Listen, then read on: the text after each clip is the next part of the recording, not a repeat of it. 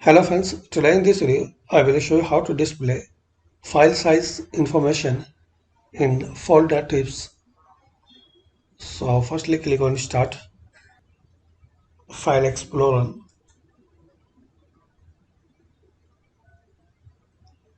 Now these three dots, Options.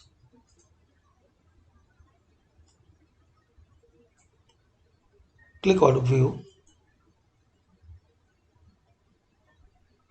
Now check this box, Display file size information in folder tips.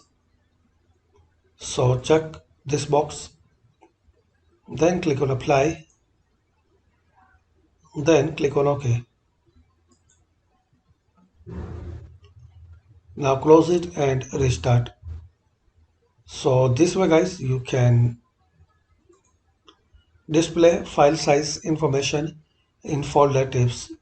Thanks for watching. Please comment this video useful for you or not.